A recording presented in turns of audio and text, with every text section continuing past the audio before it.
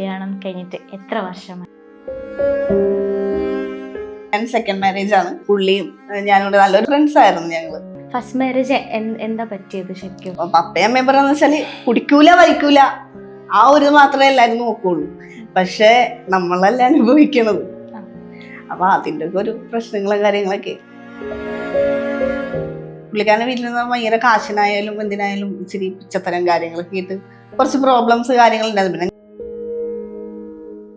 വീട്ടില് ചെറിയ ഇഷ്യൂസ് കാര്യങ്ങളൊക്കെ വന്നപ്പോഴത്തേക്കും ഞാൻ ഇങ്ങനെ പറഞ്ഞു വീട്ടിൽ കുറച്ച് ബുദ്ധിമുട്ടും കാര്യങ്ങളൊക്കെ ഉണ്ട് എനിക്ക്. അപ്പൊ ഞാൻ പറഞ്ഞു പോന്നെയാണ് എന്ന് പറഞ്ഞു. പക്ഷെ വന്നു കഴിഞ്ഞപ്പോഴത്തേക്കും പിന്നെ ഞാൻ ഇയാളോട് ഓടിച്ചോടിപ്പോയത്. എന്നോട് പറഞ്ഞിട്ട് ആള് താൻ പൊക്കോ റബി ഇവിടെ നിൽക്കണ്ട, ഇനി പല പ്രശ്നങ്ങളും കാര്യങ്ങളും. എനിക്ക് പോണോന്നുണ്ടായിരുന്നു. പോയ ഇയാൾ എന്താണ് ചെയ്യാൻ പോണെന്നുള്ള ഒരു ഒന്നും എനിക്കറിയില്ല. ശരിക്കും അങ്ങനെ ഒരു തീരുമാനം എടുത്തില്ലായിരുന്നെങ്കിൽ ഇപ്പൊ എന്ത് പറ്റുമായിരുന്നു? ഞാനുണ്ടാവൂല.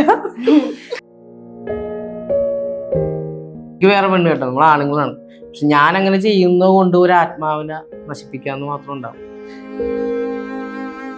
വെറുതെ ബിനീഷതെ ഇങ്ങനെ പോയി കഴിഞ്ഞതിന് ശേഷം അവള് ഹാപ്പി ആയിട്ട് അവള് നടക്കണ്ട്. വീട്ടുകാരെ കുറിച്ച് ചിന്തിക്കണല്ല, അവരെ കുറിച്ച് ചിന്തിക്കണുണ്ട്, അവരെ കുറിച്ച് ചിന്തിക്കണം. പക്ഷെ ഞാൻ ചിന്തിക്കണുണ്ട് അത് ഇയാൾ മാത്രം അറിയുള്ളൂ.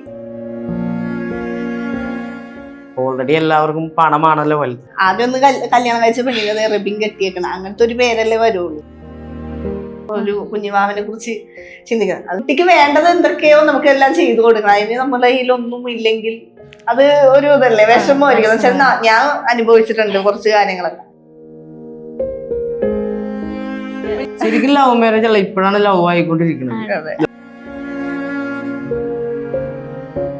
വിശന്നിട്ട് ഒരാൾ കരയണ കണ്ടു, വയറ് പൊത്തിപ്പിടിച്ച് കരഞ്ഞിട്ടുണ്ട്. ഇയാളിങ്ങനെ പൊത്തിപ്പിടിച്ച് കരഞ്ഞ് എനിക്ക് വിശക്കണം എന്തെങ്കിലും അങ്ങനെ കണ്ടു വന്നാണ്. അത് കാരണം ഞാൻ ഇന്നും ഇയാള് ഒരു നേരം പോലും പട്ടിണിടക്കാൻ എനിക്ക് ഇഷ്ടമല്ല.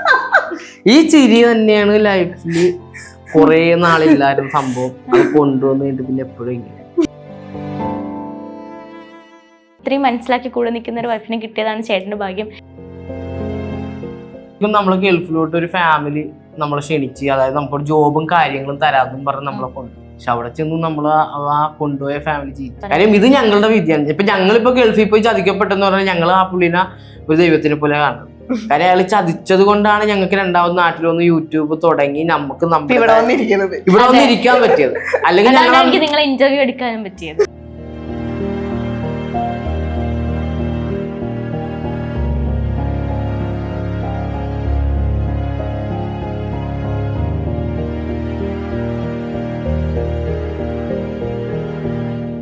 വെൽക്കം ബാക്ക് ടു മഴവിൽ കേരളം. ഇന്ന് എന്റെ കൂടെ ഉള്ളത് നമ്മുടെ ഇച്ചായനും ഇച്ചായത്തിയാണ്. രണ്ടുപേർക്കും വെൽക്കം ടു ദ ഷോ. എന്തൊക്കെയുണ്ട് വിശേഷങ്ങള്? വീട്ടിലോട്ട് വന്നതുകൊണ്ടുള്ള ഒരു ഇതാണ്. എല്ലാവർക്കും ഇച്ചായൻ ഇച്ചായത്തി എന്നാണ് കൂടുതൽ അറിയുന്നത്. ശരിക്കുള്ള പേരെന്താണ്? എന്റെ പേര് ബിനീഷ. എന്റെ പേര് റിബിൻ. നിങ്ങൾ എന്താ ചെയ്യുന്നത്? കാരണം നിങ്ങളുടെ വ്യൂസിന് കുറച്ചു പേർക്ക് അറിയാം. എങ്ങനെന്താ ചെയ്യുന്നത് പറഞ്ഞു. ഞാൻ പ്രത്യേകിച്ചൊന്നും ചെയ്യുന്നില്ല. ഞാൻ യൂട്യൂബ് ചാനലൊക്കെ ഞാൻ ഫുട്ബോൾ കോച്ചിങ് ആണ്. കുറച്ച് നാൾ സ്റ്റോപ്പ് വെച്ചേക്കണായിരുന്നു. പിന്നെ ഇവിടുത്തെ ഒരു അക്കാഡമി, തൃശ്ശൂരത്തെ ഒരു അക്കാഡമി എന്നെ വിളിച്ച്. അങ്ങനെ ഇപ്പൊ നമ്മളിപ്പോ ബ്രസലിൽ ഇവിടെ ഉണ്ട്, ഒരു മാസമായിട്ട്. ഇനി കുറച്ച് നാളത്തേക്ക് ഇവിടെ ഉണ്ടാവും എന്നാണ് പ്രതീക്ഷിക്കുക. ഇനി ഇവിടെ ഒരുപാട് കണ്ടന്റും ക്രിയേറ്റ് ചെയ്യാറുണ്ട് അല്ലേ? ഈ വീഡിയോസ് ഒക്കെ എടുക്കുമ്പോൾ നമുക്ക് ഡിഫറെന്റ് ഐഡിയാസ് ഒക്കെ ഉണ്ടാവാറുണ്ട്. കൂടുതലും കോൺസെൻട്രേറ്റ് ചെയ്യുന്നത് കോമഡിയിലാണല്ലോ. ചേച്ചി എന്താണ് ഫീമെയിൽ ചാർലി ചാപ്ലിൻ ആണ് അല്ലെ? എനിക്ക് അങ്ങനെ ഫീൽ ചെയ്യാറുണ്ട്. കാരണം അഭിനയം ഭയങ്കര അഭിനയമാണ്. ചിരി നമുക്ക് വെറുതെ കണ്ടാലും ചിരി വരും. ആ ഒരു രീതിയിലാണ്. അത് ഒരുപാട് പേര് പറയും നിങ്ങളുടെ വീഡിയോസ് കാണുമ്പോൾ ഞങ്ങൾക്ക് ഭയങ്കര ടെൻഷൻ ഫ്രീ ആവും, ഒരുപാട് സങ്കടത്തിലേക്കുമ്പോ അത് മനസ്സ് തുറന്ന് നിങ്ങൾക്ക് ചിരിച്ച് ആ ടെൻഷനൊക്കെ അങ്ങോട്ട് മാറും എന്നൊക്കെ പറയും. അതൊരു വലിയ കാര്യമല്ലേ ചേച്ചി? അതെ, അത് കമന്റ്സ് വരാറുണ്ട്. ഇങ്ങനെ ചാർലി ചാപ്ലിന്റെ ഇപ്പോഴും പറഞ്ഞ ചാർലി ചാപ്ലിന്റെ അനിയത്തിയാണെന്നാണ് ഇരിക്കുന്നത്. ശരിക്കും അതെന്താന്നറിയോ?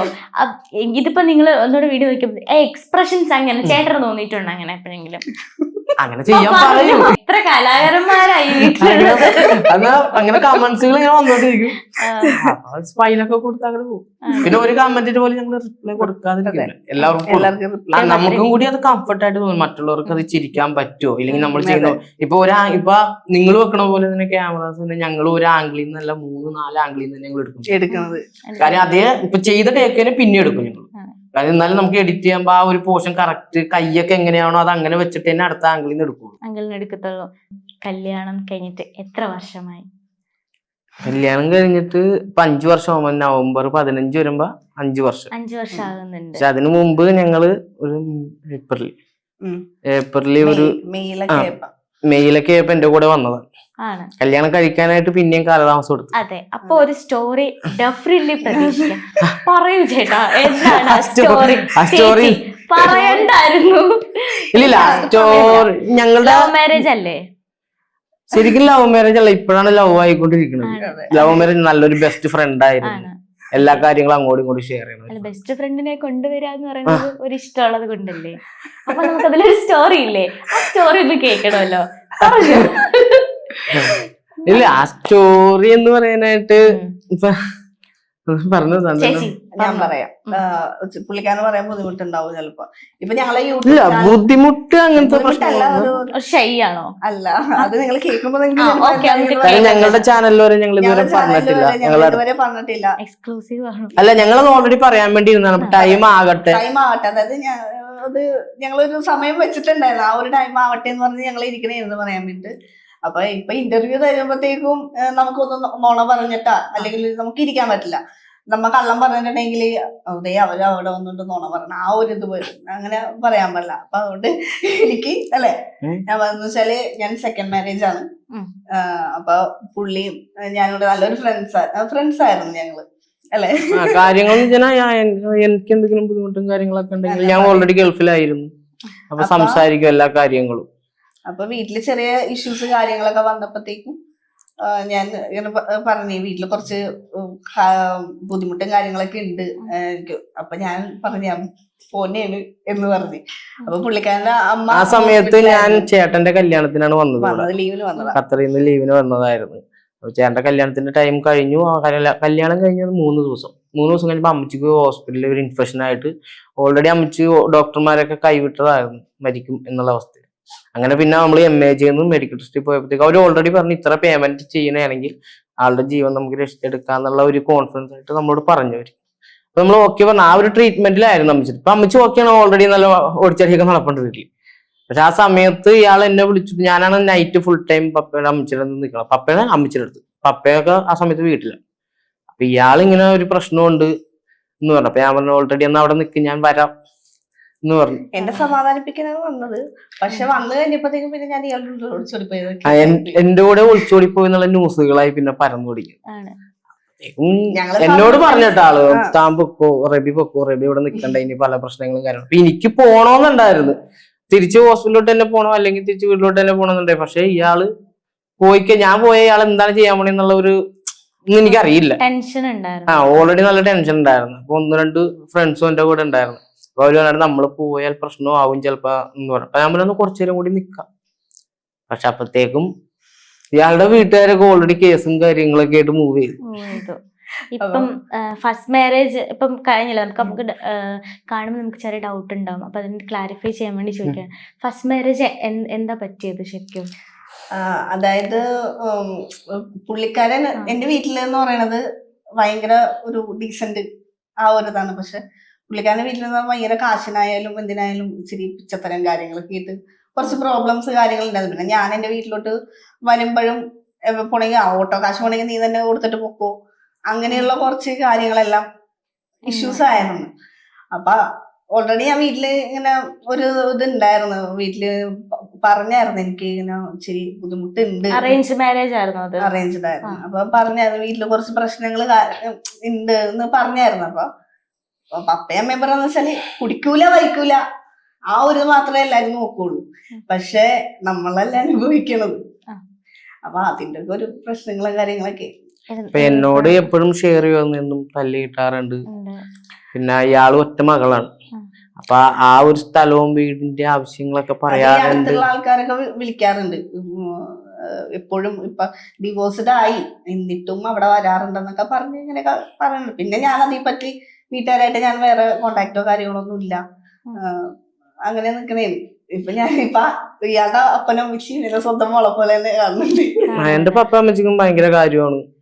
ഇപ്പൊ ഞാൻ രണ്ടാമത് അതായത് സെക്കൻഡ് മാരേജ് ആണെന്ന് പറഞ്ഞാൽ അവര് എന്നെ മാറ്റി നിർത്തേ അങ്ങനത്തെ ഒരു ഇതൊന്നും പപ്പ അമ്മച്ചിയും ചെയ്തിട്ടില്ല. പിന്നെ ഫാമിലി ആയിട്ട് ആദ്യം ഭയങ്കര എതിർപ്പായിരുന്നു. അതായത് പപ്പ അമ്മച്ചിക്കല്ലേ ഫാമിലിയിൽ കുറച്ച് ആൾക്കാർ. അത് എന്റെ ചേട്ടന് മാത്രമായിരുന്നു ആ ഇഷ്യൂസ് ഉണ്ടായിരുന്നു. ഇപ്പോഴും ചേട്ടനും വൈഫും മാറി താമസിക്കുന്നതാണ്. അതായത് ഞാനിങ്ങനെ ഒരു സംഭവം ചെയ്തെന്ന് പറഞ്ഞപ്പോ ചേട്ടൻ ഓൾറെഡി എല്ലാവർക്കും പണമാണല്ലോ വലുത്.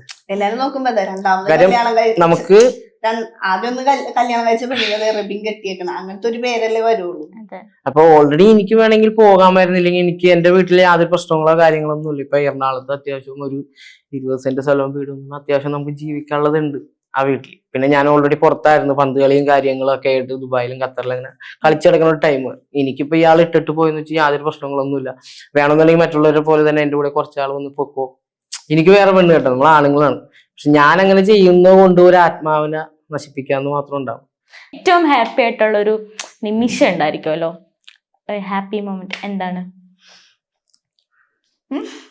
ഹാപ്പി മൊമെന്റ് ഹാപ്പി ആയതാണ്. പിന്നെ എന്നാലും നമുക്ക് ഇപ്പൊ ലൈഫിൽ ഇപ്പൊ എനിക്ക് ഓർത്തിരിക്കാൻ ഇഷ്ടമുള്ളത്, ഞാൻ ഓർത്തിരിക്കുന്ന ഒരു കാര്യം, ഞാൻ ആദ്യമായിട്ട് ഒരു ഷവർമ കഴിക്കണമെന്ന് ചോദിച്ചു. ഞാൻ ഷവർമ കഴിക്കാൻ പോവാന്ന് പറഞ്ഞിട്ട് ഈവനിങ് ഒരു ദിവസം ഷവർമ കഴിക്കാൻ ഇയാളിത് കഴിച്ചിട്ട് എന്നോട് പറഞ്ഞു ഇതുള്ള കൊള്ളാലെ നല്ല ടേസ്റ്റ് ഉണ്ട്. താൻ ആദ്യമായിട്ടാണ് ഇത് കഴിക്കുന്നത്. അപ്പൊ കെട്ടിയിട്ടില്ല കേട്ടോ, മാരേജ് ലീഗലായിട്ട് ഞങ്ങൾ നടന്നിട്ടില്ല, ഇത് ആദ്യമായിട്ടാണ് കഴിക്കുന്നത്. അപ്പൊ ഇയാൾ എന്നോട് സങ്കടത്തോടെ പറഞ്ഞു ഞാൻ അങ്ങനെ ഷവർമ ആരും മേടിച്ചിട്ടുള്ളൂ. നീ ഒറ്റ മോളല്ലേ, അങ്ങനെയാണ് ചോദിച്ചു. ഒറ്റ മോളല്ലേ, ആരും മേടിച്ചു തരൂലേ, അപ്പൊ കല്യാണം കഴിഞ്ഞതും അല്ലേ, എനിക്കിങ്ങനെ ഷവർമ ഒന്നും മേടിച്ചു തരൂല, ആർക്കും ഒന്നും മേടിച്ചു തരില്ല, വീട്ടിലുള്ള എന്തെങ്കിലും കഴിക്കണം. അത് താനാണോ എനിക്ക് എല്ലാം മേടിച്ചു തന്നിക്കണ ലൈഫിൽ. ഇപ്പൊ ഒരു ഡ്രസ്സുകളാണെങ്കിൽ പോലും എന്നോട് പറയും താനാണ് ഇതൊക്കെ എനിക്ക്. അതായത് ഇയാൾക്കൊരു കണക്കുണ്ടായിരുന്നു എന്ന് പറഞ്ഞപ്പ മുമ്പത്തെ ലൈഫിൽ ഒരു 500 കൊടുത്ത് 500 ഡ്രസ്സ് എടുക്കും, 600 കൊടുത്ത് 600 ഡ്രസ്സ്, പുറത്തുനിന്ന് ഭക്ഷണം കഴിക്കാൻ പാടില്ല. ഇപ്പൊ ഒരു ബിരിയാണി മേടിച്ചു, ആ ബിരിയാണിയുടെ കാശുണ്ടെങ്കിൽ നമുക്ക് പെട്രോൾ അടിക്കാം, അങ്ങനത്തെ ഒരു ലൈഫ് ഇയാൾക്കുണ്ടായി. ഇന്നിപ്പോ എന്റെ കൂടെ വന്നു കഴിഞ്ഞപ്പോ ഇയാൾ പറയണെന്ന് വെച്ചാൽ എനിക്ക് എല്ലായിടത്തും പോകാം, എത്ര രൂപയുടെ ഡ്രസ്സ് വേണമെങ്കിലും എടുക്കാം, എത്ര രൂപയുടെ ഫുഡ് വേണമെങ്കിലും കഴിക്കാം. അപ്പൊ എനിക്കത് കേൾക്കുമ്പോൾ ഭയങ്കര സന്തോഷം. ഇന്നലെ നൈറ്റും കൂടി ഈ ഒരു സാരി എന്നോട് പറഞ്ഞു എനിക്കൊരു സാരി എടുക്കാം, അവര് വരുന്നില്ല, നമ്മളെടുത്തു. അപ്പൊ എന്നൊരു കടയിൽ എടുത്തിട്ട് ഞാൻ പോകണം, റോഡൊക്കെ ക്രോസ് ചെയ്ത് അത്ര ധൈര്യത്തോടെ പോയി ഡ്രസ്സ് എടുത്തു. ഇത്ര രൂപ ഡ്രസ്സ് ഞാൻ ആ പൈസ പറയാം അവിടെ ഇരിക്കട്ടെ. അപ്പൊ അവർക്ക് ഭയങ്കര സന്തോഷം അങ്ങനെയൊക്കെ കേൾക്കണം. ശരിക്കും ആ ഒരു ലൈഫ് എക്സ്പീരിയൻസ് ചെയ്ത ആൾക്കാർക്ക് മാത്രമേ അത് മനസ്സിലാവത്തുള്ളൂ. കമന്റ്സ് വരുമ്പോ അങ്ങനെ ചെയ്തല്ലേ, ഇട്ടിട്ട് പോയില്ലേ, അല്ലെങ്കിൽ അപ്പനെ അമ്മ ഇട്ടിട്ട് പോയില്ല, അങ്ങനെയൊക്കെ വരുമ്പോഴത്തേക്കും അവര് ചിന്തിക്കണില്ല നമ്മളെന്തായിരുന്നു. അപ്പൊ ചിലപ്പോ അയാള് ചിലപ്പോ അവരുടെ മുമ്പിൽ നല്ല ഡീസന്റ് ആയിട്ട് ഞാൻ അങ്ങനെയാണ് ഇങ്ങനെയാണ് അവരൊപ്പം ജോലി നോക്കി അങ്ങനെയൊക്കെ ആയിരിക്കും പറയാം. ഇപ്പൊ എന്റെ പപ്പയും അമ്മയെന്ന് പറയണത് ചിന്തിച്ചാ മതി, മോളാണ്, മോക്ക് പറയാനുള്ളതും കൂടി അവർക്ക് കേൾക്കാമായിരുന്നു. ഞാനും ഓൾറെഡി ഇയാളോട് പറഞ്ഞത് തന്റെ അപ്പനും അമ്മക്കും തനിക്ക് എന്താണ് പറയണെന്നുള്ള ഒരു 10 മിനിറ്റ് ഒന്ന് കേട്ടാൽ തീരാന്ന് പ്രശ്നമുള്ളൂ. പക്ഷെ അവരിപ്പോഴും സൊസൈറ്റി ഫാമിലി എല്ലാവരും നോക്കി. ഇയാൾ ആദ്യം ഇങ്ങനെ പോന്നു കഴിഞ്ഞപ്പോ ഇയാളുടെ ഒരു ആന്റി ഫോട്ടോ വെച്ചുള്ള ഒരു ആന്റി, പേര് പറയണ്ടല്ലോ, ആളെ ആദ്യം വിളിച്ചിട്ട് പറഞ്ഞെന്ന് പറഞ്ഞോ നീ തിരിച്ചു വാടി എന്നല്ലേ ഇയാളുടെ ഒരു ആന്റി പറഞ്ഞത്, അതായത് അമ്മയുടെ അനിയത്തി ചേച്ചി. ഫോണിൽ വിളിച്ചിട്ട് പറഞ്ഞത് നീ പോയത് നന്നായി, എന്റെ മക്കളെ കൊണ്ട് നിന്റെ സ്വത്തൊക്കെ ഞാൻ നോക്കിച്ചിട്ട്. അതാണ് ഇവരുടെ ഫാമിലിയിൽ നിന്ന് ആദ്യത്തെ ഒരു ഫോൺ കോൾ എനിക്ക് കിട്ടും. ഞാൻ കേൾക്കണത് ഇയാൾ. അപ്പൊ ഇയാൾ കരയണ്. ഇത് നിരന്തരമായിരുന്നത്. അവര് വിളിച്ചിട്ട് നീ ഇങ്ങോട്ട് പോരും, നീ ഇങ്ങോട്ട് പോരുന്ന ആകെ പറഞ്ഞത് ഇയാളുടെ അമ്മ മാത്രം 2 പ്രാവശ്യം 2 പ്രാവശ്യം വിളിച്ചിട്ട് പറഞ്ഞു. 2 പ്രാവശ്യം ബാക്കി ഫാമിലി ഇയാളുടെ സിറ്റുവേഷൻ എന്താണ്? അല്ല ഞാൻ ഓൾറെഡി പറഞ്ഞപ്പോ ഞാൻ എങ്ങാടെങ്കിലും നമ്മുടെ ലൈഫിലെ കാര്യം എന്റെ വീട്ടിൽ നിന്നും ഇതായല്ല, ഞാൻ അങ്ങോട്ട് ചെല്ലണ്ട. അതായത് എന്റെ പപ്പയും അമ്മച്ചും ഒരിക്കലും എന്നോട് വീട്ടിൽ വരണ്ടെന്ന് പറഞ്ഞിട്ടില്ല. അവരറിഞ്ഞിട്ട് ഞാനിങ്ങനെ പോയെങ്കിലും അവര് ഒരിക്കലും ഇത് എന്നോട് വീട്ടിൽ വരണ്ടെന്ന് പറഞ്ഞിട്ടില്ല. പക്ഷെ എന്റെ ചേട്ടനായിട്ട് ഫാമിലിനെ മൊത്തം അറിയിച്ചു, എന്നെ വീട്ടിൽ കേട്ടത് എന്റെ ചേട്ടനാണ് എല്ലാ കാര്യങ്ങളും ചെയ്തത്. ലാസ്റ്റ് എന്റെ ചേട്ടനെ വീട്ടിൽ നിന്ന് പുറത്താക്കാൻ എന്റെ അപ്പനും അമ്മക്കും കോർട്ട് ഓർഡർ മേടിക്കേണ്ടത് ലാസ്റ്റ് ഈ കഴിഞ്ഞ മാസം ചേട്ടനും വൈഫിനെ ഇറക്കി. ശരിക്കും അങ്ങനെ ഒരു തീരുമാനം എടുത്തില്ലായിരുന്നെങ്കിൽ ഇപ്പൊ എന്ത് പറ്റുമായിരുന്നു? ശരിക്കും ചേട്ടനുള്ളത് കൊണ്ടാണ് കുറച്ചും കൂടി മോട്ടിവേറ്റ് ആയത് അല്ലേ? ആദ്യം തന്നെ ഭയങ്കര ഡിപ്രഷൻ ആയിരുന്നു എനിക്ക്. ഞങ്ങള് ഒരുമിച്ച് വന്നിട്ട് നമ്മള് മനസ്സുകൊണ്ട് ഒരിക്കലും ഇതായിട്ടില്ല ഞങ്ങള്. അപ്പൊ ഞങ്ങക്ക് ഭയങ്കര ബുദ്ധിമുട്ടായിരുന്നു ആദ്യം. ഒരുപാട് അകൽച്ചയിലായിരുന്നു ഞങ്ങള്. ഒരു നവംബർ അല്ല സെപ്റ്റംബർ ആ ടൈം വരെയൊക്കെ നല്ല അകൽച്ചയിലാണ്, അധികം സംസാരിക്കില്ല. കാര്യം ഇയാള് കരച്ചിലും ഇയാള് പറയും എന്റെ ലൈഫും കൂടി നശിച്ചു. ആ സമയത്ത് എനിക്ക് മാൾട്ടയിൽ പോകാനായിട്ട് ഒരു ഓഫർ വന്നിട്ടുണ്ടായിരുന്നു, കളിക്കാനായിട്ട് മാൾട്ടയെ കുറിച്ച് നല്ലൊരു ഓഫർ ആയിരുന്നു, നല്ല ബെറ്റർ ചാൻസ് ആയിരുന്നു. അപ്പൊ ഞാൻ കാരണം തന്റെ ലൈഫ് ഇപ്പോഴും അവരെന്നെ വിളിക്കാറുണ്ട്. ഇനിയിപ്പോ കളി സ്റ്റോപ്പായി പിന്നെ കോച്ചിങ്ങിലോട്ട് വന്നപ്പോഴും അപ്പോഴും വിളിക്കും എന്നെ കോച്ചിങ്ങിനായിട്ട് അങ്ങോട്ട് വന്നു. അപ്പൊ തന്റെ ലൈഫ് ഞാൻ നശിപ്പിച്ചു. പിന്നെ അങ്ങനെ ഞാൻ ഇയാളിത് പറഞ്ഞു തുടങ്ങിയ പിന്നെ കുറെ നാൾ ഒരു 2 കൊല്ലത്തോളം കോച്ചിങ് ചെയ്തിട്ട് പിന്നെ കോച്ചിങ് സ്റ്റോപ്പ് ചെയ്തു. ആ പരിപാടി അവിടെ വെച്ച് സ്റ്റോപ്പ് ചെയ്തു. ഇയാൾ എന്നും ഇത് തന്നെ പറയും, ഞാൻ കാരണം പോയി.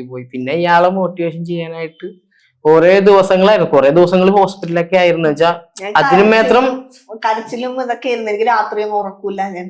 പക്ഷെ എല്ലാരും പറഞ്ഞതേ ബിനീഷതെ ഇങ്ങനെ പോയി കഴിഞ്ഞതിന് ശേഷം അവള് ഹാപ്പി ആയിട്ട് അവള് നടക്കണ്ട്. വീട്ടുകാരെ കുറിച്ച് ചിന്തിക്കണുണ്ട്, അവരെ കുറിച്ച് ചിന്തിക്കണുണ്ട്, അവരെ കുറിച്ച് ചിന്തിക്കണം. പക്ഷെ ഞാൻ ചിന്തിക്കുന്നുണ്ട് അത് ഇയാൾ മാത്രം അറിയുള്ളൂ. ആണ്. ഇപ്പം വീട്ടിൽ ഒറ്റ മകളാന്ന് പറഞ്ഞല്ലോ, അപ്പനും അമ്മയൊക്കെ എങ്ങനെയാണ് ഇപ്പോഴും? പപ്പയമ്മയും ഇതില്ല, പക്ഷെ കാര്യങ്ങളെല്ലാം അറിയുന്നുണ്ട്. അവിടെയുള്ള ഇയാൾക്ക് വേണ്ടപ്പെട്ടവരൊക്കെ ഓൾറെഡി ഇയാളെ വിളിക്കുന്നുണ്ട്. ചേട്ടന്മാര് ഇപ്പൊ ഇന്റർവ്യൂവിനോട് ഇപ്പൊ അവര് പറഞ്ഞിട്ടുണ്ട് പറയണ്ട, വീട്ടിലൊക്കെ അറിഞ്ഞ പ്രശ്നവും അവരറിഞ്ഞ പ്രശ്നവും എന്ന് പറയുന്നുണ്ട്. പക്ഷെ എനിക്ക് പറയാതിരിക്കാൻ പറ്റില്ലല്ലോ. അവര് ചേട്ടന്മാരും പിന്നെ കുറച്ച് കസിൻസും ഫ്രണ്ട്സും എല്ലാരും എന്നെ കോണ്ടാക്ട് ചെയ്യാറുണ്ട്. അതുകൊണ്ടാണ് ഞാൻ വീട്ടിലെ കാര്യങ്ങളെല്ലാം ഇങ്ങനെ അറിഞ്ഞു പോണത്. ശരിയാണ്. കാരണം നമ്മള് ഫാമിലി ഇല്ലാന്നുണ്ടെങ്കിൽ അത് ഏറ്റവും വലിയൊരു വിഷമാണ്. അത് അറിഞ്ഞ ഒരാളും കൂടി ആണല്ലോ. അപ്പൊ എല്ലാത്തിനും കൂടെ നിൽക്കുന്ന ഒരു ഹസ്ബൻഡിന് കിട്ടിയില്ലേ? അപ്പനെ അമ്മച്ചിനോട് കിട്ടിയിട്ടുണ്ട്. അമ്മച്ചൻ അവര് പോണെങ്കിൽ പോട്ടെ, ഞാനില്ലേ.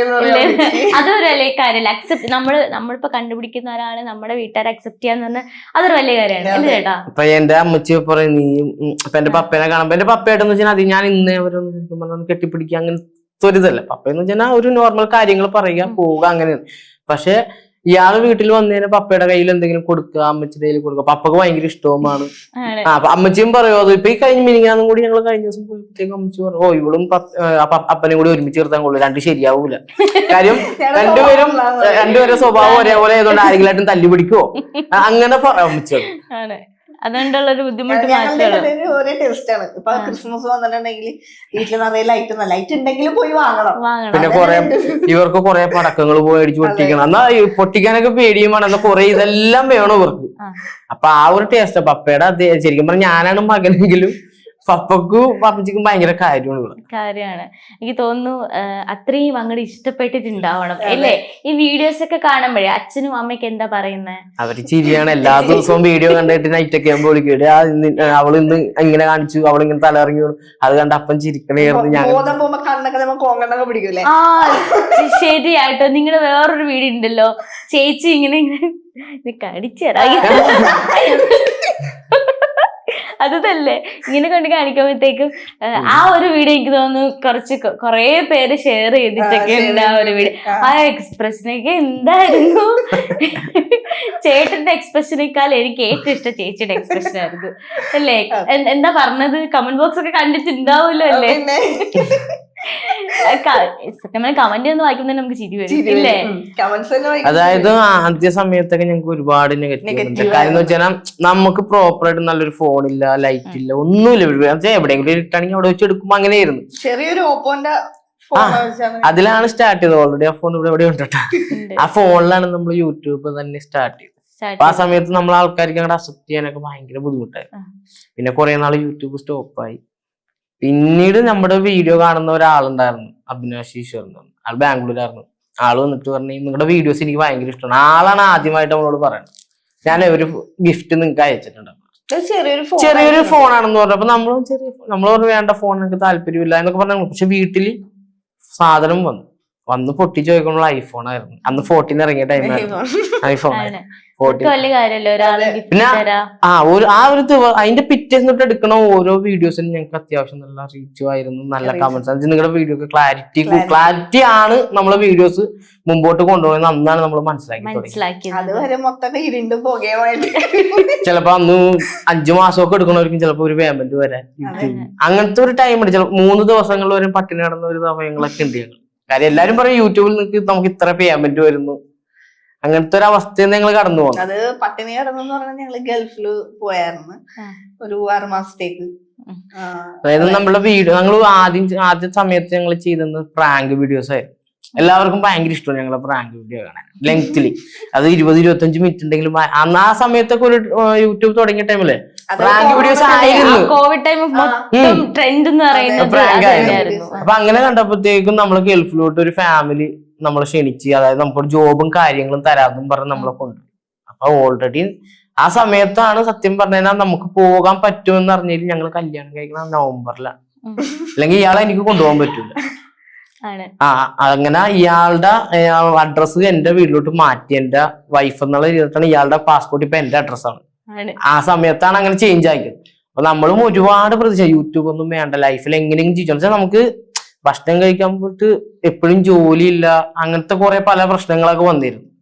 അപ്പൊ നമ്മൾ ഗൾഫിൽ പോയി ഇത്ര ശമ്പളം കിട്ടും, എങ്ങനെയാലും ഹാപ്പി ആയിരിക്കും നമുക്കറിയാം.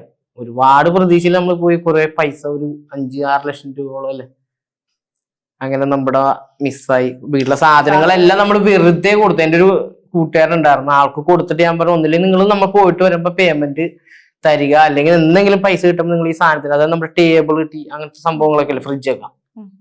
അപ്പൊ ആള് പറഞ്ഞു ഓക്കെ നോക്കിയാൽ തന്നൊക്കെ. ഇത് വെറുതെ കൊടുത്താ നമ്മൾ പോയത്. പക്ഷെ അവിടെ ചെന്നു നമ്മൾ ആ കൊണ്ടുപോയ ഫാമിലി ചീറ്റ് ചെയ്തു. തിരിച്ചു വന്നപ്പോ അവരും ചീറ്റ് ചെയ്ത്. വീട്ടില് സാധനം കിടക്കാൻ പായില്ല, തലേണയില്ല, ഒന്നും ഇല്ലാത്തൊരവസ്ഥ. ഇപ്പൊ വാടക എടുക്കണേന്ന് അഡ്വാൻസ് കൊടുക്കണമല്ലോ ആദ്യം തന്നെ. അപ്പൊ തിരിച്ചു വന്നപ്പോഴത്തേക്ക് ചേട്ടൻ കുറച്ച് ഫ്രണ്ട്സ് ഉണ്ടായിരുന്നു, അവരെത്തും 10,000 രൂപ. ഒരു 10-15,000 രൂപ എന്റെ അക്കൗണ്ടിലോട്ട്. അതായത് എടുത്തിട്ട് തന്നു എനിക്ക്. എന്റെ വീടിന്റെ അടുത്ത ഫ്രണ്ട്സ് അല്ല, എന്റെ സ്കൂളിൽ പഠിച്ച ഫ്രണ്ട്സ്. ഇവരെ സ്കൂൾ ടൈം കഴിഞ്ഞിട്ട് പിന്നെ കണ്ടിട്ടേ ഇല്ല. എന്റെ ഈ ഒരു പ്രശ്നം അറിഞ്ഞപ്പോഴത്തേക്ക് ഇവര് എനിക്ക് കുറച്ച് പേയ്മെന്റ്, അതായിട്ട് ഇപ്പൊ കിട്ടിയ 15 കൊണ്ട് വേണം നമ്മൾ ഇനി ഒരു അഡ്വാൻസ് കൊടുക്കാൻ, വീട്ടിലെ സാധനങ്ങൾക്ക് തലോണി വരെ മേടിക്കുന്നു. അപ്പൊ അങ്ങനെ ഇനി എന്ത് ചെയ്യുമെന്ന് പറഞ്ഞപ്പോ ഇയാളുടെ ഒരു ഫ്രണ്ട് ഉണ്ടായിരുന്നു, ആശാ വർക്കറാണ്, ഷിജി എന്ന് പറയും. ചേച്ചി പറഞ്ഞു ഇവിടെ ഒരു വീഡിയോ എടുത്തിട്ടുണ്ട്, 3,000 രൂപ വാടക, ഒരു മുറി ഒരു അടക്കളയാണ്. ഞങ്ങൾ പറഞ്ഞു കുഴപ്പമില്ല. അപ്പൊ യൂട്യൂബൊക്കെ ആ സമയത്ത് ഞങ്ങൾ ഗൾഫിൽ സ്റ്റോപ്പായി. ഷോർട്സ് അന്നേരം ഇല്ല, ഞങ്ങളിപ്പോ ഈ കുറച്ചു നാളായിട്ടുള്ള ഷോർട്സ് വീഡിയോ സ്റ്റാർട്ട് ചെയ്തു. അപ്പൊ അവിടെ വെച്ച് ഞങ്ങൾക്ക് വേറൊരു സാഹചര്യം എന്ന് പറഞ്ഞ ആളാട്ടെ, നമ്മൾ ആ ഫാമിലിയിൽ നിന്ന് വിസ തീർന്നു. വിസ ഞങ്ങൾക്ക് വേറൊരാള് വിസ എടുത്ത് തന്നു, സാജൻ എന്ന് പറയുന്നത്. പിന്നെ സന്തോഷം എന്ന് പറയുന്നത്, രണ്ടുപേർക്ക് വിസ എടുത്ത് വേറൊരു ജോബിന് കയറ്റാൻ വേണ്ടി ഞങ്ങൾ നോക്കി. അത്രയും ഇഷ്യൂ ആയിരുന്നത്. അവിടുന്ന് വക്കീലൊക്കെ വന്നിട്ടുണ്ടായി ദുബായിൽ വെച്ച് നമ്മളെ കാണാൻ, അവർക്കെതിരെ കേസ് കൊടുക്കാം എന്നൊക്കെ പറഞ്ഞിട്ട്. നമുക്ക് അതിന് താല്പര്യമില്ല, നമ്മുടെ പൈസ പോയി, ഇനി നമ്മൾ അവരെ കേസ് കൊടുത്തിട്ട് എന്താ കാര്യം. അങ്ങനെ തിരിച്ച് നാട്ടിൽ വന്ന് നിൽക്കുമ്പോഴത്തേക്കും ആ ഭാഗ്യത്തിന് ആ വീടിന്റെ ഓണർ, ആ ചേച്ചി, എന്തായിരുന്നു പേര്, മോന്റെ പേര് മാത്രം ഓർമ്മയുള്ളൂ, വിഷ്ണു എന്ന് പറഞ്ഞ. അവരുടെ അമ്മ പറഞ്ഞു അഡ്വാൻസ് ഒന്നും ഞങ്ങൾക്ക് വേണ്ട, നിങ്ങൾ കയറി താമസം 3,000 ഞങ്ങൾക്ക് വാടക. അപ്പൊ ഞങ്ങൾ കയറിയ അവസ്ഥ കണ്ടപ്പോ തന്നെ അവർക്ക് മനസ്സിലായി. കാരണം ഞങ്ങളുടെ വീഡിയോസ് കാണും, പക്ഷെ നമ്മുടെ ലൈഫ് എന്താന്ന് അവർക്ക് അറിയത്തില്ല. അങ്ങനെ അവരൊരു കട്ടില്, ഒരു ബെഡ്. അത് എനിക്ക് രാവിലെ എഴുന്നേറ്റ് വരുമ്പോ എനിക്ക് ശരീരം വേദനയും ഭയങ്കര, എനിക്ക് അലർജിയുടെ ഒരു ഇതുണ്ട്, തുമ്മലൊക്കെ പെട്ടെന്ന് വരും.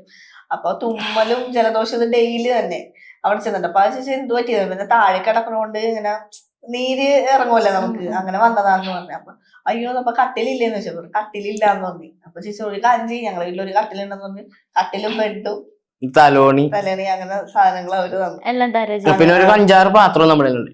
അവിടെ വെച്ച് നമ്മളൊരു വീഡിയോസ് സ്റ്റാർട്ട് ചെയ്ത് തുടങ്ങി. ഷോർട്ട് വീഡിയോസ് സ്റ്റാർട്ട് ചെയ്യണം ഞങ്ങൾ ആ വീട്ടിൽ. അത് ഇൻസ്റ്റാഗ്രാമില് നമ്മൾ ഈ മറ്റേ ഫിലിമിലെ സീനുകളില്ലേ, അതെടുത്ത് ഇങ്ങനെ അഭിനയിച്ചിടുന്നു, അതേപോലെയൊക്കെ അഭിനയിച്ചിട്ട് അപ്പൊ ഞങ്ങള് വീഡിയോസ് ഇങ്ങനെ റീച്ച് പോണുണ്ട് അല്ലെ.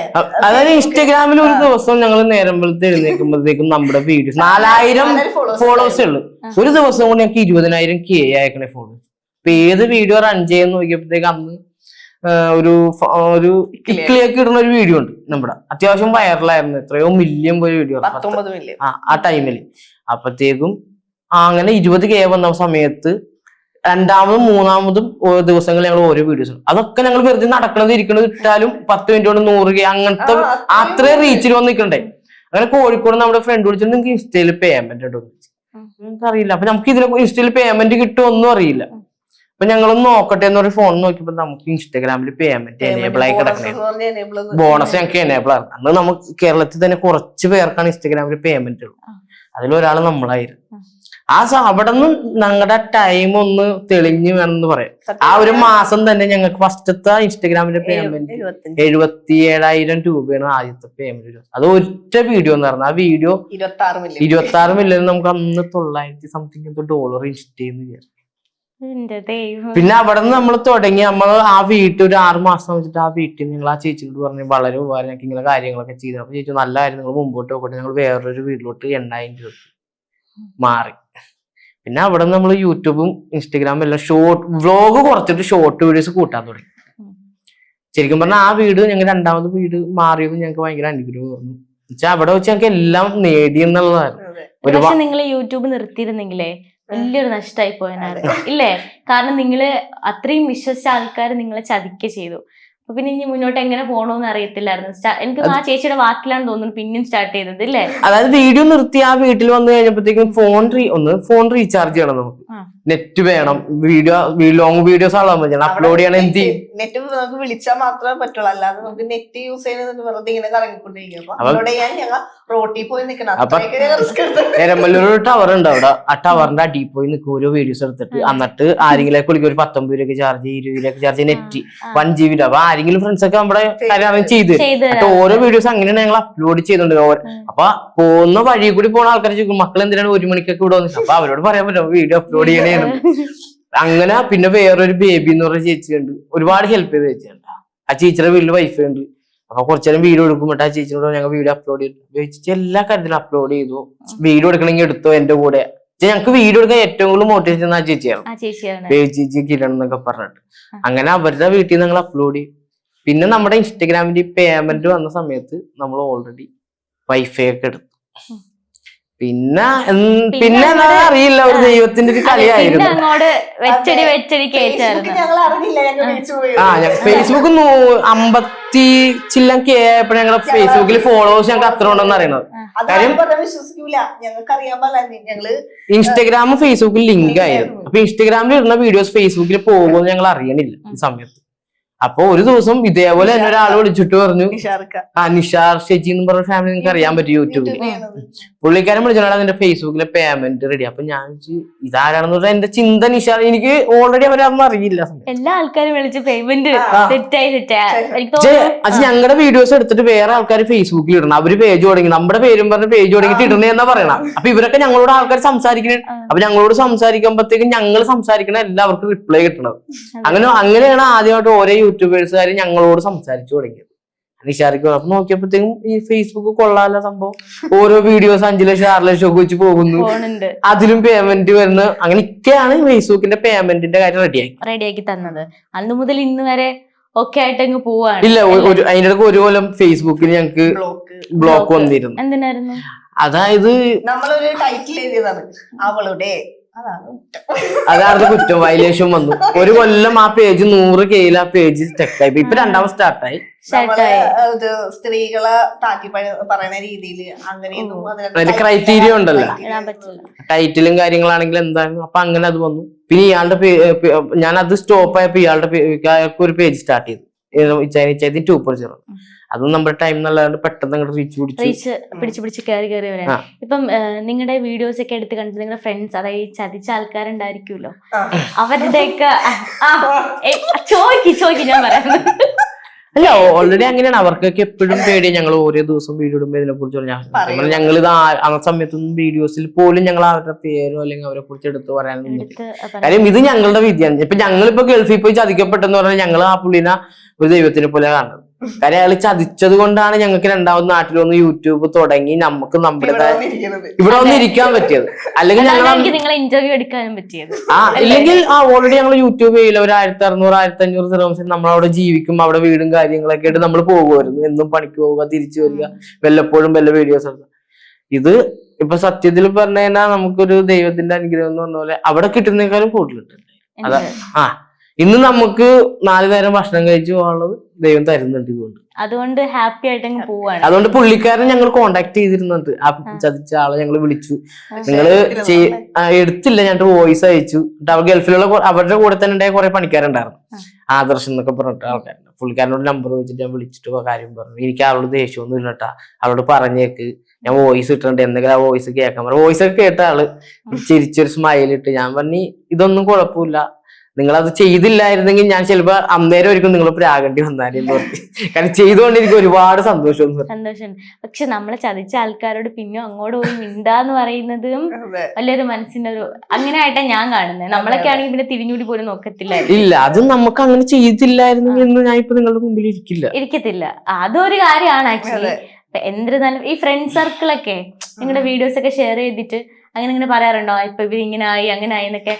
കാരണം ഇപ്പൊ ഫാമിലിയുള്ള കാര്യങ്ങളൊക്കെ ഞാൻ ഇങ്ങനെ അറിയുന്നുണ്ടെന്ന് പറഞ്ഞ ഒരു വ്യക്തിയാണ്. അതെ. പിന്നെ ഇന്ന് വന്നൊരു ഇപ്പൊ എന്റെ മുടിയൊക്കെ ഒന്ന് സെറ്റ് ചെയ്ത് തരാന്ന് പറഞ്ഞില്ലേ, ആ പുള്ളിക്കാരത്തി എന്റെ ഫ്രണ്ടാണ്. അതായത് എന്റെ കൂടെ 8, 9, 10 പഠിച്ചതാണ് കല്യാണം കഴിച്ചേക്കുന്ന ഇവിടെ.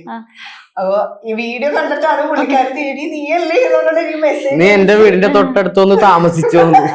അങ്ങനെ ഞാനും ഇന്നാണ് കാണുന്ന ആളാ, ഇയാളും ഇന്നാ കാണണം. അത്രയും വർഷങ്ങൾ കഴിഞ്ഞിട്ട് പുറത്തോട്ടൊക്കെ ഇറങ്ങുമ്പോ ആൾക്കാരൊക്കെ വന്നിട്ട് എന്താ പറയുന്നത്? ആൾക്കാര് ശരിക്കും പറഞ്ഞാല് മലയാളികള് ചിലവരെന്ന് പറയണതില്ലേ, ഇതവരാണല്ലോ ഇങ്ങനെ നോക്കിയിട്ട് ഇതവരാണല്ലോ വേണ്ട വേണ്ട അതുകൊണ്ട് അങ്ങനെ പോകും. കുറച്ചുപേര് അങ്ങനെയുണ്ട്. കുറെ പേര് നമ്മളോട് വന്ന് ഫോട്ടോ എടുക്കും, അങ്ങനെയുള്ള കുറച്ചുപേരുണ്ട്. ഇത് നമ്മളെ എഫക്ട് ചെയ്യണം. നമ്മൾ ബാംഗ്ലൂർ പോയപ്പോഴും ഇപ്പൊ കൂർഗിൽ പോയപ്പോഴും തമിഴ്നാട് പോയി വേളാങ്കണ്ണി അങ്ങനെയൊക്കെ നമ്മൾ പോവല്ലോ, കൊടൈക്കനാലൊക്കെ എന്നെ കെട്ടിപ്പിടിക്കാനാണ് വന്ന ആൾക്കാർ എല്ലാവരും. സന്തോഷല്ലേ നമുക്ക് ഇപ്പൊ ലേറ്റസ്റ്റ് സംഭവം കൂർഗിൽ കഴിഞ്ഞ ആഴ്ച പോയിട്ട് അപ്പൊ ഞങ്ങൾ പെട്രോൾ അടിക്കാൻ കയറിയേക്കാണ്. അപ്പൊ നമ്മ കൂർഗിലോട്ട് കയറി, മലയാളം കേരള ബോർഡർ കഴിഞ്ഞു. അപ്പൊ പെട്രോൾ അടിക്കാൻ കയറി ഞാൻ ഓൾറെഡി കാർഡ് സ്വൈപ്പ് ചെയ്യാൻ വേണ്ടി ഇരിക്കുന്ന സമയത്ത് പെട്രോൾ പമ്പിൽ 2 പെണ്ണുങ്ങളായിരുന്നു. അവര് ഓടി വന്നിട്ട് അവര് എന്നോട് തോന്നുന്നുണ്ട് അക്കടെ മുക്കടെ ചക്കട അപ്പൊ ഞാനപ്പൊ ഇങ്ങനെ തിരിഞ്ഞു, ഇവര് എങ്ങനെയാണ് ഇയാൾക്ക് മലയാളം അറിയുള്ളൂ, അവർക്ക് തെലുങ്ക് അറിയുള്ളൂ, ഇത് എങ്ങനെയാണ് കമ്മ്യൂണിക്കേഷൻ എങ്ങനെയാണെന്ന് അറിയട്ടെ. ഇവിടുത്തെ ആക്ഷൻസ് അവിടെ ലാസ്റ്റ് പിന്നെ അവർക്ക് സംസാരിക്കാൻ പറ്റണ്ട, അവര് ലൈക്ക് കമന്റ് ആക്ഷനിലായിരുന്നു. പിന്നെ അവിടെ നിന്ന് കഴിഞ്ഞ് അവിടെ നിന്ന് കഴിഞ്ഞ് കുറച്ച് ഫ്രണ്ടോട് നമുക്ക് വഴി അറിയില്ല, ഗൂഗിൾ മാപ്പ് സ്റ്റക്കായി പോയി. അപ്പൊ എങ്ങോട്ടാണ് അവിടെ നിന്ന് 2 കിലോമീറ്റർ നോക്കാം ഒരു പ്രൊമോഷന്റെ സ്ഥലത്തെത്ത്. അപ്പഴത്തേക്ക് ഞങ്ങളൊരു ഓട്ടോറിക്ഷക്കാരനെ കൈ കാണിച്ചിട്ട് ചോദിച്ചു ഞങ്ങൾക്ക് പോകാനുള്ള വഴി ഒന്ന് കറക്റ്റായിട്ട് പറഞ്ഞു. അപ്പൊ എനിക്കും അയാൾക്ക് കുറച്ച് മലയാളം അറിയാവുന്ന രക്ഷപ്പെട്ട് ഞങ്ങൾ തപ്പി പിടിച്ച് നമുക്ക് കാര്യം പറഞ്ഞു, കുറച്ച് തമിഴ് പറഞ്ഞു. അതിന്റെ അകത്തുനിന്ന് ഒരു ഫാമിലി പുറത്തോട്ട് ഇങ്ങനെ ഇറങ്ങി വന്നിട്ട് ഇതേ സെയിം സിറ്റുവേഷനിൽ അക്കാന്നും പറഞ്ഞിട്ട് ഇങ്ങനെ ഒരു വരവ് ഇങ്ങോട്ട് വന്നു. ഞാനും പേടിച്ചു, ഇത് എന്താണ്. അപ്പോഴാ വീഡിയോ കാണുന്നുണ്ട്, അതായത് ഇങ്ങനെ ആക്ഷനിൽ കാണിക്കാൻ സംസാരിക്കാൻ പറ്റാണ്. ലൈക്ക് ചെയ്യാറുണ്ടെങ്കിൽ ആക്ഷൻ ആണല്ലോ, നമുക്ക് അവര് പറഞ്ഞത് നമുക്ക് മനസ്സിലാവില്ലെന്ന് അറിയാല്ല. അപ്പൊ അവര് എന്നും ഇപ്പൊ പറഞ്ഞിരിക്കും ചക്കട മുക്കട അങ്ങനെ ബാംഗ്ലൂർ പോകുമ്പോൾ തമിഴ്നാട്ടിൽ പോകുമ്പോൾ പറഞ്ഞ് ഏത് ഭാഷ അറിഞ്ഞുകൂടെങ്കിലും നമ്മള് മലയാളികൾ പിടിച്ചു നിൽക്കുമെന്ന് പറയുന്നത് ഏറ്റവും വലിയ എക്സാമ്പിൾ ആണ് ബിദിഷ ചേച്ചി എന്ന് പറയുന്നത് അല്ലേ? കാരണം ഞാൻ ഇതുവരെയും പരിചയപ്പെടാത്ത ഒരാളോട് ചിലപ്പോ കെട്ടിപ്പിടിക്കും, ചിലപ്പോ സംസാരിച്ചോളെ. അപ്പൊ ഞാൻ ചോദിക്കോളൂ താന് വല്ലതൊക്കെ അറിയോ, എന്തൊക്കെ നമ്മളെ സംസാരിച്ച പോലെ. അതേപോലെ കൂർഗിൽ ചെന്നപ്പോ അവിടുത്തെ സാറിന്റെ വൈഫിന് കന്നഡ കന്നഡ അറിയോളാ മാഡത്തിന്? വേറെ മലയാളം അറിയില്ല. പക്ഷെ ഇവര് കുറച്ചേരം അപ്പുറത്ത് നിന്ന് ഭയങ്കര സംസാരിക്കും. സാറിന് മലയാളം അറിയുമ്പോ ഞാനും സാറും സംസാരിക്കുമ്പോൾ നമ്മൾ വീഡിയോ എടുക്കുന്ന കാര്യങ്ങൾ പറയും, നമ്മള് എല്ലാ കാര്യം നമ്മൾ സംസാരിക്കുമ്പോൾ ഞങ്ങൾ രണ്ടുപേരും നോക്കണുണ്ട് ഇവരാ. ഒറ്റ മിനിറ്റ്, അപ്പൊ സാറ് എങ്ങനെ കമ്മ്യൂണിക്കേഷൻ പറഞ്ഞു? ഇത് മറ്റേ സിനിമ പോലെ തന്നെ ദിലീപേട്ടൻ പറയുന്ന പോലെ മലയാളത്തിലേക്ക് പറയും അല്ലേ? പക്ഷെ കന്നഡ പറയുന്നത് എനിക്ക് മനസ്സിലാവണം, അത് എനിക്ക് എന്താണെന്ന് അറിയില്ല. അവരുടെ ഭാഷ അതായത് കുറച്ചൊക്കെ മലയാളം തമിഴ് മിക്സ്ഡ് ആണ് കന്നഡ. അപ്പൊ അതുകൊണ്ട് നമുക്ക് മനസ്സിലാവുന്നുണ്ട്. അപ്പൊ മാഡം ഓരോന്ന് പറയുമ്പോഴും ശരിയാണ് അതങ്ങനെയാണ് ഞാൻ പറഞ്ഞത് മനസ്സിലാവുന്നുണ്ട്. സാറാണ് എന്നോട് പറഞ്ഞത് എന്റെ വൈഫിന് മലയാളം അറിയില്ല, പിന്നെ ഇവരെങ്ങനെ കമ്മ്യൂണിക്കേഷൻ. അപ്പൊ ഞങ്ങൾ അടുത്തോട്ട് വന്നപ്പോഴത്തേക്കും ഭയങ്കര സംസാരം. സാറെന്താ വിചാരിച്ചു, ഓ പുള്ളിക്കാരിക്ക് കന്നഡ രീതിയിലായിരിക്കും സംസാരിക്കും. ഞങ്ങൾ പറയാനുണ്ട് ഒരു ഭാഷ അറിയില്ല, കന്നഡ മാത്രം. ഈ കന്നഡക്ക് എങ്ങനെ സെറ്റ് ചെയ്യുന്നേ? ഈ ചിരി തന്നെയാണ് ലൈഫില് കൊറേ നാളില്ലായിരുന്നു സംഭവം, അത് കൊണ്ടുവന്നു കഴിഞ്ഞിട്ട് പിന്നെ എപ്പോഴും ഇങ്ങനെ എല്ലാവരോടും. ഇല്ല ശരിക്കും പറഞ്ഞാൽ ഞാൻ ഇവിടെ ആയാലും ഇപ്പൊ ഞങ്ങൾ നേരത്തെ താമസിച്ച് വരുമ്പോൾ എനിക്കൊരു കൂട്ടുകാരൊന്നുമില്ല. രാവിലെ പന്ത് കളിക്കാൻ പോവുക, തിരിച്ചെന്റെ വീട്ടിൽ വരിക. എന്റെ കൂട്ടെന്ന് പറയാ ഇയാളുടെ കൂട്ടെന്ന് പറഞ്ഞ ഞാൻ പുറത്തോട്ട് പോകുന്നോട് തനിക്കൊന്ന് പുറത്തു പോയി കൂട്ടുകൂടാൻ. ഷാജിപ്പാപ്പ, ഞാനൊരു ഫ്രണ്ട് ഉണ്ട് ഷാജിപ്പാപ്പ വിളിക്കുന്നത് വേതാളോന്ന് എന്നെ വിളിക്കുന്നത്. അപ്പൊ എന്താന്ന് വെച്ചിട്ടുണ്ടെങ്കിൽ വണ്ടി സ്റ്റാർട്ട് ചെയ്ത് ഞാൻ പറയുന്നതാണ് പറയണ. വേതാളം എപ്പോഴും മുതുകത്ത് വാല ഉണ്ടാവുമല്ലോ. ഷാജിപ്പാപ്പൻ അങ്ങനെ നെൽസൺ എന്ന് പറഞ്ഞ 2 ചേട്ടന്മാർക്കും ഷാജി എന്ന് പറഞ്ഞ ചേട്ടന്മാർക്കൊക്കെ അറിയാം നമ്മുടെ ലൈഫിലെ കാര്യങ്ങളെല്ലാം അറിയാം. അപ്പൊ അതുകൊണ്ട് പിന്നെ എന്റെ കുറെ പേർക്ക് അറിയാട്ടാന്ന് വെച്ചാൽ ഒത്തിരി പേർക്ക് അറിയാം. ഇപ്പൊ യൂട്യൂബിലുള്ളവർക്ക് മാത്രമാണ് അറിയാതെ. ഇല്ല ജഫ്നക്ക് ജിബി അങ്ങനെ കുറച്ച് വ്ളോഗേഴ്സ് ഉണ്ട്. ഫാമിലി ആയിട്ട് നമ്മള് ഇപ്പൊ ഫ്രണ്ട്സ് എന്നുള്ളത് ഇപ്പൊ ഒരു ഫാമിലി ആയിട്ട് നമ്മൾ കൂടിയിട്ടുണ്ട്. അങ്ങനെയുള്ളവരായിട്ട് നമുക്കറിയാം. പിന്നെ ഞങ്ങള് ഇത് യൂട്യൂബിൽ പറയാന്ന് ഞാനും ചൈകൂടി പറയുമ്പോഴും അവര് ഞങ്ങളെ കുറെ എതിർത്തിട്ടുണ്ട്. കാരണം ചേച്ചി അത് കഴിഞ്ഞു പോയ കാര്യമാണ്, ചേച്ചി വെറുതെ ഇതിനകത്തോട്ട് വലിച്ചിടാൻ നിൽക്കണ്ട, അതവിടെ വെച്ച് സ്റ്റോപ്പ് ചെയ്ത്. ഇപ്പൊ ചേച്ചി ഹാപ്പി ആയിട്ട് പോണില്ലേ, ഇനി അത് രണ്ടാമത് എടുത്തിട്ടുണ്ടെങ്കിൽ അതിന്റെ പുറകെ ചേച്ചി വിഷമിച്ച് അത് ഞങ്ങക്ക് പറ്റൂല. ചേച്ചി എപ്പോഴും ഇതുപോലെ ഹാപ്പി ആയിട്ട് ഇരുന്നാൽ മതി. അപ്പൊ അതുകൊണ്ട് അതിനെപ്പറ്റി യൂട്യൂബിൽ പറയേ കാര്യങ്ങളൊന്നും വേണ്ട. അതുകൊണ്ടാണ് ഞാൻ നമുക്ക് കമന്റ്സ് വരാറുണ്ട്, രണ്ടാമത്തെ കല്യാണമല്ലേ, അപ്പനെ അമ്മനെയൊക്കെ ഇട്ട് പോയതല്ലേ, അങ്ങനെയൊക്കെ. ഓക്കെ, കമന്റ്സ് ഇടയ്ക്ക് വരാറുണ്ട്. ആക്ച്വലി സെക്കൻഡ് മാരേജ് എന്ന് പറയുമ്പോ കുറെ ആൾക്കാർക്ക് ഇങ്ങനെ കുത്തും എന്തോ വലിയ.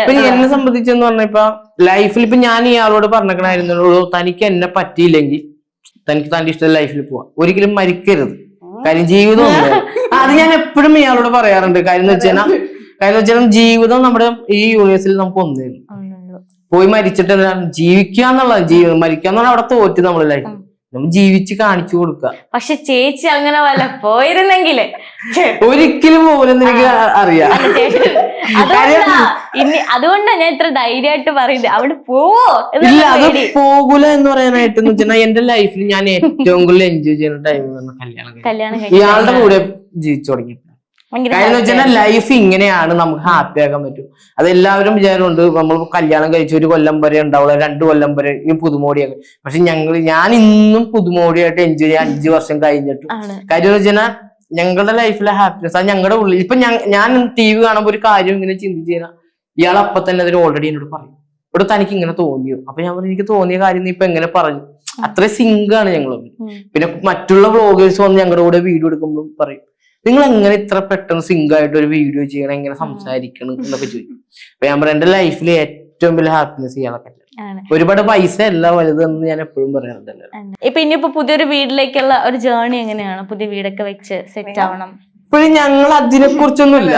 അതായത് വീട് വെക്കണം എന്നുള്ളത് ഇപ്പൊ നമുക്കൊരു ഇന്ന കൊല്ലം വീട് വെക്കണം അങ്ങനത്തെ പ്ലാനോ അല്ലെങ്കിൽ ഇന്നത്തെ ലൈഫിൽ ഞങ്ങൾ ജീവിച്ചു പോകാം. നാളത്തേക്ക് നമുക്കൊരു ഹോസ്പിറ്റൽ കേസ് കുറച്ച് പൈസ വേണം കയ്യിൽ. അതായത് ഇപ്പൊ കുറച്ച് മുമ്പ് ചോദിച്ചായിരുന്നു ഒരു കുഞ്ഞുമാവിനെ കുറിച്ച് ചിന്തിക്കുന്നത്. അത് ഞങ്ങൾ ഇപ്പോഴാണ് ചിന്തിച്ചു തുടങ്ങിയത്. ഞങ്ങൾക്ക് ഒരു വാള് വന്നു കഴിഞ്ഞാല് നമുക്ക് അത് എക്സ്പീരിയൻസ് ചെയ്യണം എങ്ങനെയാണ്. പിന്നെ അതുമല്ല, നമുക്ക് അത് കുട്ടിക്ക് വേണ്ടത് എന്തൊക്കെയോ നമുക്ക് എല്ലാം ചെയ്തു കൊടുക്കണം. അതിന് നമ്മുടെ കയ്യിലൊന്നും ഇല്ലെങ്കിൽ അത് ഒരു ഇതല്ലേ, വിഷമമായിരിക്കും.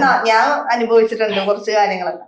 അപ്പൊ അതുകൊണ്ട് അതങ്ങനെ. അതെന്താ സംഭവം, വിശന്നിട്ട് ഒരാൾ കരയണ കണ്ടിട്ടുണ്ട്, വയറ് പൊത്തി പിടിച്ചിട്ട് ലൈഫിൽ എപ്പോഴെങ്കിലും കണ്ടിട്ടുണ്ട്. അങ്ങനെ കണ്ട ഒരാൾക്ക് നമുക്ക് ഒരാൾ പട്ടിണി കിടക്കണോ അല്ലെങ്കിൽ ഒരു നേരത്തെ ഭക്ഷണം ഇല്ലാത്ത നമുക്ക് ചിന്തിക്കാൻ പറ്റില്ല. ഇയാള് ഒരു ദിവസം, അതായത് എന്റെ കയ്യിൽ പൈസ ഇല്ല, കോച്ചിങ് വെക്കേഷൻ ടൈമിൽ സ്റ്റോപ്പായി, ഗൾഫിൽ ഞങ്ങൾ വന്ന് രാവിലെ ഭക്ഷണം കഴിച്ചില്ല, ഉച്ചക്ക് ഭക്ഷണം കഴിച്ചില്ല, വൈകുന്നേരം കഴിച്ചില്ല, നൈറ്റ് കഴിച്ചില്ല. പിറ്റേ ദിവസം ഇയാൾ ഒരു ദിവസം കൂടി വെയിറ്റ് ചെയ്ത് വൈകുന്നേരം പോയപ്പോ കരഞ്ഞിട്ടുണ്ട്, വയറിങ്ങനെ. പക്ഷെ ഞാൻ ഓൾറെഡി പട്ടിണി കിടന്ന് എനിക്ക് ശീലമുണ്ട്.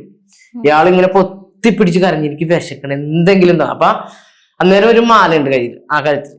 ആ മാല ഒരു 6 മണിയായപ്പോ എന്റെ കയ്യിൽ തന്നിട്ട് പറഞ്ഞു, ഇത് എവിടെയെങ്കിലും കൊണ്ട് കൊടുത്തിട്ട് എനിക്ക് എന്ത് വാങ്ങിച്ചു. മാല 6 മണിക്ക് എവിടെ കൊണ്ട് പണിയുന്നത്, വൈകുന്നേരം. അങ്ങനെ ലാലു എന്ന് പറഞ്ഞ ചേട്ടൻ കുറച്ച് ഭക്ഷണം തന്നു. പിറ്റേ ദിവസം പണി വെച്ചിട്ട് പുള്ളിക്ക് ആ പൈസ കൊടുത്തു. അങ്ങനെ കരഞ്ഞൊരവസ്ഥയെ വീഡിയോ ഒക്കെ ഇപ്പൊ അവര് കാണും. ബേബിച്ചിട്ട് ഹസ്ബൻഡ് ലാലു എന്ന് പറഞ്ഞിട്ട് അവര് കാണും, ഇന്റർവ്യൂ ഒക്കെ കാണാറുള്ളത്. അപ്പൊ അവർക്കറിയാം ഇപ്പൊ നമ്മൾ ഈ പറഞ്ഞ കാര്യം. അപ്പൊ അങ്ങനെ കണ്ടു വന്നാണ് ഞാൻ. കാരണം ഞാൻ ഇന്നും ഇയാള് ഒരു നേരം പോലും പട്ടിണി കിടക്കാൻ എനിക്ക് ഇഷ്ടമല്ല. കറക്റ്റ് സമയത്ത് ഭക്ഷണം കഴിക്കണം, നല്ല ഉടുപ്പിട്ട് എടുക്കണം എന്നുള്ള ഒരു കോൺസെപ്റ്റ് ആയിട്ട് ഞാൻ ഇപ്പൊ പോണത്. അതെനിക്ക് ഞാൻ ഒരു മിറാക്കിൾ പോലെ ദൈവം ഇപ്പൊ നമ്മുടെ ലൈഫിൽ പോകണം. ഇപ്പൊ ഇന്ന് നമ്മുടെ വീഡിയോസ് ഇപ്പൊ ഈ മാസം ഓടിയെന്ന് ചോദിച്ചു, പക്ഷെ ദൈവം എന്തെങ്കിലും ഒരു പ്രൊമോഷൻ ആയിട്ട് നമ്മുടെ കയ്യിൽ തരും. നീ പട്ടിണി കിടക്കണ്ടാ എന്നുള്ള രീതി. അത് ശരിക്കും ചേച്ചി ആ വിശപ്പിന്റെ വില അറിഞ്ഞ അത് ഞാൻ നമ്മൾ കാണുന്ന ആ സിറ്റുവേഷൻ ഞാൻ കണ്ടതാണ് കരഞ്ഞത്. ചിങ്ങനും വിശന്ന് ഒരാൾ കരഞ്ഞു പോകും. വെള്ളം കുടിച്ച് വയറ് വേദന എടുത്തു. വെള്ളം മാത്രം കുടിച്ചെന്ന് വെച്ചാല് ഞാൻ ആ വീട്ടിലോട്ട് വന്നത് ഒരു വാടക 3000 രൂപക്ക്. ആ വീട്ടിൽ വന്നപ്പോഴാണ് നമ്മുടെ കയ്യിൽ ഒന്നും ഇല്ലാതെ പോയത്. അതായത് ഗ്യാസ് തീർന്നു പോയിട്ട് ഞങ്ങൾ കൊടുത്ത, അതായത് കൂട്ടുകാരനെ ഇത് കൊടുത്തിട്ടുണ്ടായിരുന്നു, അടപ്പ് കൊടുത്തിട്ടുണ്ടായിരുന്നു. അപ്പൊ ഞങ്ങൾ പറഞ്ഞ ആ അടപ്പൊന്നും ഞങ്ങൾക്ക് കംപ്ലൈന്റ് ആയിരുന്നു പറഞ്ഞു. അപ്പൊ അവിടെ നിന്നാണ് ശരിക്കും പറഞ്ഞ പ്രശ്നങ്ങളാവും. കൂട്ടുകാരൻ ഇന്റിമേറ്റ് ഫ്രണ്ട് ആളുടെ വീട്ടിൽ നിന്ന് ആളെ പുറത്താക്കി. ആളുടെ വൈഫിനെയും ആളെയും പുറത്താക്കിയിട്ട് ഒരു വാടക വീട്ടിൽ പോയി അവര്. അപ്പൊ ഞങ്ങള് അന്നേരം എനിക്ക് ടർഫ് ഗ്രൗണ്ട് ലീസ് ഉണ്ട്. അന്നേരം എന്റെ കയ്യിൽ നല്ല അത്യാവശ്യം പൈസ ഒരു മാസം എന്ന് വെച്ചാൽ 1.5 ലക്ഷം രൂപയൊക്കെ നമുക്ക് ആ ടർഫിൽ നിന്ന് ലീസം കിട്ടുന്ന പൈസയൊക്കെ ഉണ്ടായിരുന്നു. അപ്പൊ ഈ കൂട്ടുകാരനെ വീട്ടിൽ നിന്ന് പുറത്താക്കിയ സമയത്ത് വാടക വീട്ടിൽ വന്ന് വാടക വീട്ടിൽ ഇയാൾ കറക്റ്റ് സമയത്ത് പോയി അവിടെ നിന്ന് പുറത്താക്കി. അപ്പൊ എന്നെ വിളിച്ചിട്ട് പറഞ്ഞു, രാവിലെ പന്തളിക്കണേ, എന്നെ വിളിച്ചിട്ട് പറഞ്ഞു, എടാ നിന്റെ വീട്ടിൽ കുറച്ച് ദിവസം നിൽക്കട്ടെ, ഞാൻ ഏതെങ്കിലും ഒരു വാടക വീട് ഒക്കെ രാത്രി 9 മണി 10 മണിക്ക് നമ്മുടെ വീട്ടിലോട്ട് വരും. അപ്പൊ നമ്മളും വാടക വീടാണ് അന്നേരം. അപ്പൊ ഞങ്ങൾ ഒരു അയന്തളം പോരുന്നു. അങ്ങനെ നമ്മുടെ വീട്ടിൽ കൊണ്ടുവന്നിട്ട് അത്രയും സ്നേഹത്തോടെ കൊണ്ടുവരുന്ന ഒരാളെ നമ്മൾ ഗൾഫിൽ നിന്ന് ഈ ഒരു പ്രശ്നമായിട്ട് വന്നിട്ട് നമ്മുടെ സാധനങ്ങൾ തിരിച്ചതാ അല്ലെങ്കിൽ നിങ്ങളെ പൈസ താന്ന് പറഞ്ഞു. അവിടെ വെച്ച ആള് നമ്മളോട്ട് ഉടക്കിയത്. പിന്നെ ഞാൻ അതുമായിട്ട് അതേ പിന്നെ ആരോട്ടും കൂട്ടുകൂടാറുമില്ല. കാര്യം എല്ലാവർക്കും പൈസയാണ് വലുതെന്ന് മനസ്സിലായി. അപ്പൊ ഞാൻ നോക്കിയപ്പോ പൈസയും ഒന്നുമല്ല, ഞാനാണ് ഏറ്റവും വലുതെന്ന് എന്നെ പഠിപ്പിച്ച ഒരാള്. അതായത് ഇന്നിപ്പോ ഇയാൾക്കൊരു ഇന്ന് നൈറ്റ് ഫ്രൈഡ് ചിക്കൻ കഴിക്കണമെന്ന് പറഞ്ഞു, KFC കഴിക്കണം. ഓക്കെ, KFC കഴിച്ചു. നമ്മൾ പോയി നല്ല അത്യാവശ്യം കഴിച്ചു. അപ്പൊ നാളെയൊക്കെ ആകുമ്പോ എടോ കയ്യിൽ പൈസ ഇല്ലല്ലോ, പൈസ ഇല്ല, എന്ന് ഞാൻ ഇപ്പൊ കാര്യം ചെയ്തിട്ട് കുറച്ച് കഞ്ഞോളൂ, നമുക്ക് ഇത് കുടിച്ചാൽ മതിയോ, വിശപ്പെട്ടില്ല. അങ്ങനെ ജീവിക്കും. എന്നോട് ഒരു ഡ്രസ്സ് വേണോന്ന് ഇന്നേ വരെ പറയാറ്. ഞാൻ കുറച്ച് ദിവസം, അതായത് ഇന്നലേക്കാണ് എനിക്കൊരു സാരി മേടിച്ചത്. അത് ഇന്നേ വരെ എന്നോട് ഒരു സാരി മേടിക്കണം, ഞാനായിട്ട് മേടിച്ചു കൊടുക്കണം. അല്ലാണ്ട് ഒന്നില്ലെങ്കിൽ വണ്ടിക്ക് പോയിട്ട് പുറത്തോട്ട് നല്ല ഡ്രസ്സ് എടുക്കുന്ന പുറത്തോട്ട് വന്നു. അപ്പൊ ഞാൻ എവിടെയും പറയാം, അതൊക്കെ പറയാന്നുണ്ട്. ഞാനല്ല വണ്ടി ഓടിക്കുന്നത് എന്ന് പറഞ്ഞാൽ ഞാൻ പറയാം കുറെ കയറിയിരിക്കും. ഒന്നില്ലെങ്കിൽ മാക്സ് ട്രെൻഡ്സ് സ്റ്റുഡിയോ അവിടെ എവിടെയെങ്കിലും കൊണ്ടുപോയിട്ട്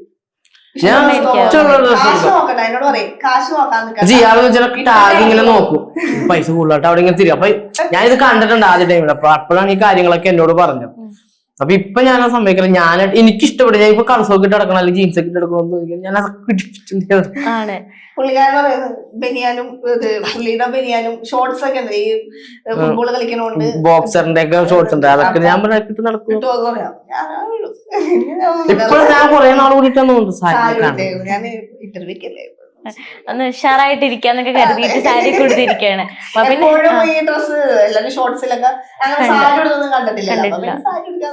പിന്നെ ഇതെല്ലാം കൊണ്ടും എക്സ്ക്ലൂസീവ് ആണെന്ന് എനിക്ക് തോന്നുന്നുണ്ട് ഈ ചെവി അല്ലേ?